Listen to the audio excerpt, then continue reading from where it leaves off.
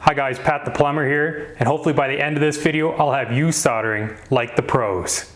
You'll need the following: lead-free solder, lead-free flux, appropriate size fitting brushes, grit cloth or sandpaper, a reaming tool, copper tubing cutters, a measuring tape, MAP propane or butane gas, a torch, copper tubing and fittings, and a dry and damp rag. The minimum safety gear I recommend are gloves, fire extinguisher, and safety glasses.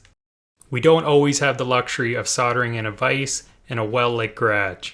A flame retardant heat shield is recommended if soldering near any combustibles. The number one enemy of achieving a leak-free professional joint is water.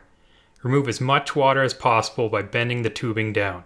If there's still standing water remaining, you can use the torch to boil it off.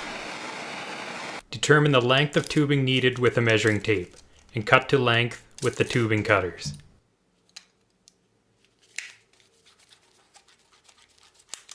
A burr will be created on the inside of the pipe from the tubing cutters. This burr can create turbulent flow and premature wear of the copper and fittings.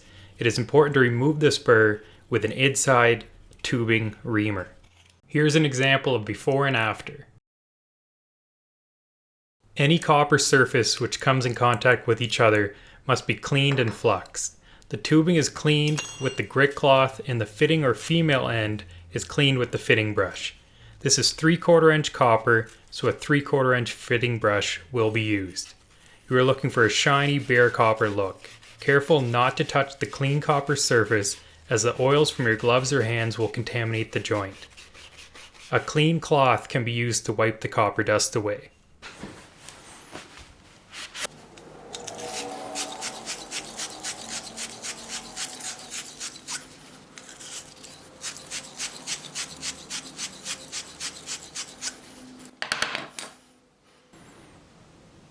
A technique I like to use is roughing up the face of the fitting end.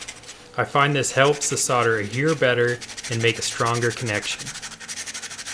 Apply flux to all the mating surfaces in a thin, even coating.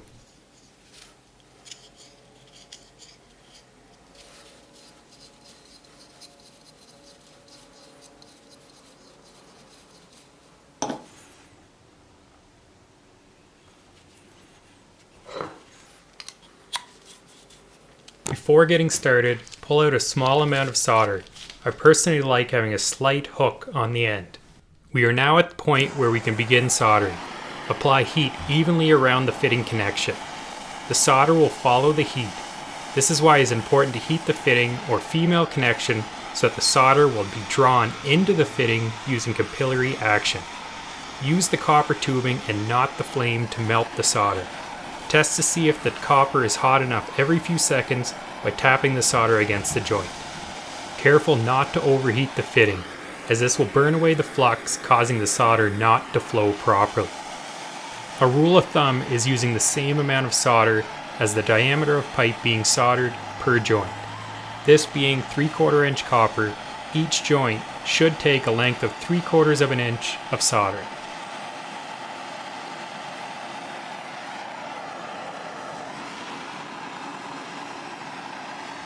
After the joints are completed, allow the copper to cool naturally.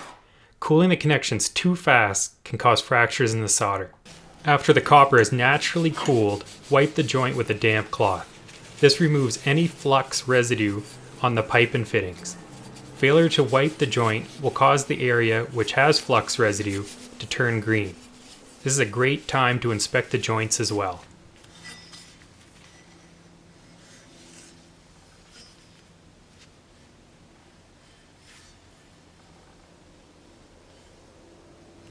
Here's some examples of the most common mistakes when learning to solder. The first example yields the same result if too much heat was used, not enough flux, or improperly cleaned fittings. The second most common mistake that I see is using the flame to melt the solder instead of using the heated copper. Now that you've practiced on a horizontal and a downflowing joint, Here's an example of an upflow joint. This can be more challenging in getting the heat right and using the correct amount of solder. All the same principles of the previous solder joints apply. The solder will follow the heat using capillary action.